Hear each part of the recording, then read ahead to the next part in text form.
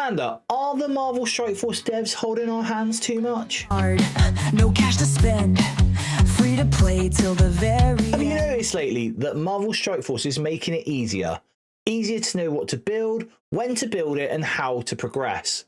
Today, we're asking the question, are we being mollycoddled by the developers, and is it even needed? But before we dive in, I've got a quick shout out I'd like to share with you. This game is taking me back to my childhood. I grew up loving the Teenage Mutant Ninja Turtles, and now Raid Shadow Legends is partnering with Paramount to bring the most radical crossover ever. Leonardo, Donatello, Raphael, Michelangelo, April, and even Shredder all coming to the game as legendary champions you can collect and battle with. Right now you can unlock Michelangelo for free. Just log in 7 days before October 30th, and the best part is those days don't even have to be consecutive. And you can keep the chase going by playing daily to earn even more rewards, including Michelangelo's Perfect Soul, which boosts him to the next level. From there, you can fuse Donatello, summon Leonardo, Raphael, April, and Shredder through limited time events, and even face Shredder in a brand new event dungeon to earn the exclusive Chronophage gear. And if you collect all 6 Teenage Mutant Ninja Turtle champions, you'll unlock a special bonus reward that's even better than Novato Formaggio, the 99 cheese pizza. And if you're new, download with my link or scan the QR code, because you'll start with a massive bonus. The legendary Karato Fox Hunter, plus epics Ugo, Vergis, and Tagore as you level up. You'll also get to choose another legendary with promo codes like Monkey King, Get Alice, Tree Hugger, or Desert Queen. You guys know I don't hide anything behind paywalls. All my content is free, so by downloading Raid with my QR code or the links down below, you're directly supporting me and the channel.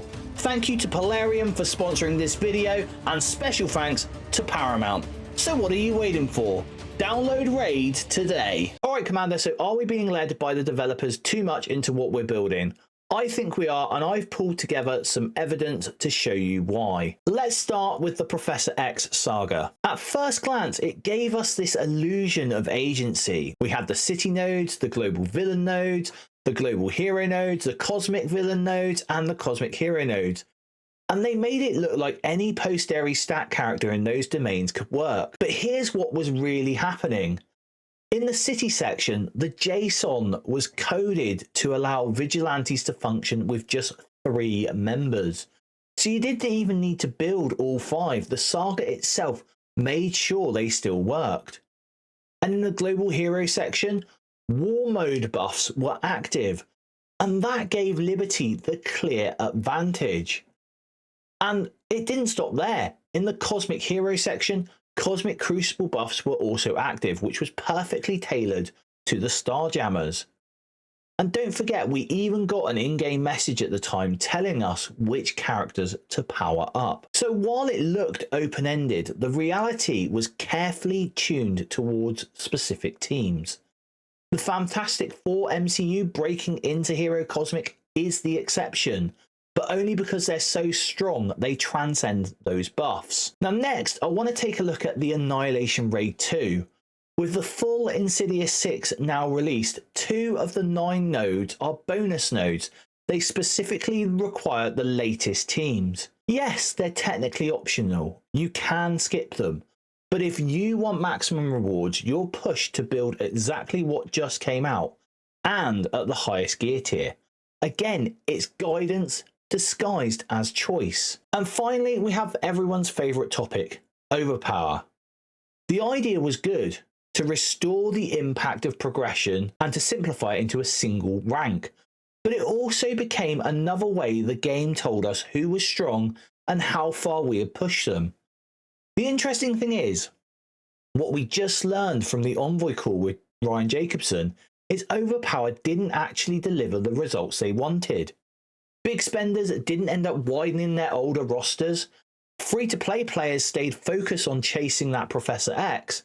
And in both cases, the intended outcome, which is more spending across the board, didn't happen. And now we come to the upcoming chase for Blue Marvel, and this is the clearest current example, in my opinion, of hand-holding.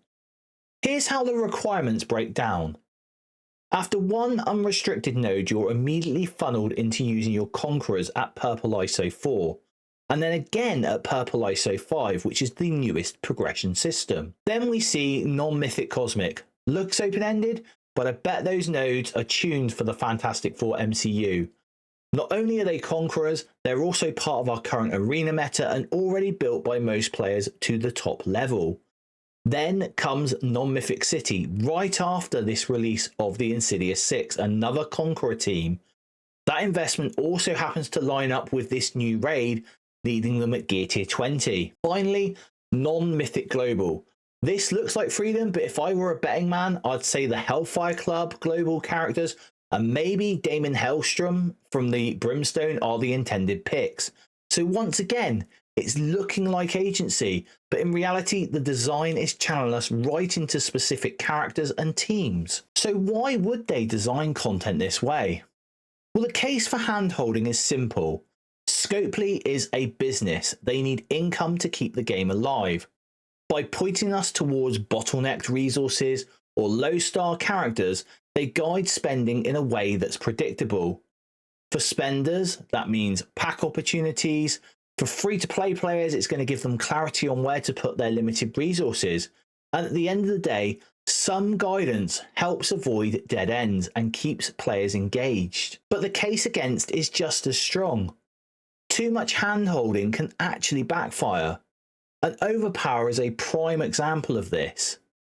At the very, very top end of play, you only really need about 24 competitive teams, 10 for war defense and 14 for war offense. Out of more than 330 characters, even the most competitive alliances are only using about 120 of them. And those are almost always the newest releases. So why would players build up older unused characters just to chase an overpower advantage? They don't actually need them. The game is so prescriptive and so power crept that players will just always build the newest teams. That means handholding doesn't always drive spending. Sometimes it does the opposite. So where do I land on all this? Well, I think we are being handheld more than ever. But I also think it's a balance. For new players, this guidance is actually a good thing. It should keep them from wasting resources. It makes the game less overwhelming and smooths the path forwards. But for veterans like myself, it's risking removing too much creativity. The game can start feeling more like a checklist than a strategy experience. So I'd say some handholding is healthy, but too much risks making Marvel Strike Force feel narrow instead of wide. But what do you think, Commander? Is this guidance helpful, or are we being handheld too much? Drop your thoughts in the comments below. I'd love to hear where you stand. And if you want to keep the conversation going, come and join me over at the Jackson Squad Discord. Again, a link is in the description down below. And now if you're wondering how all of this impacts your roster building, then go and check out this video right here.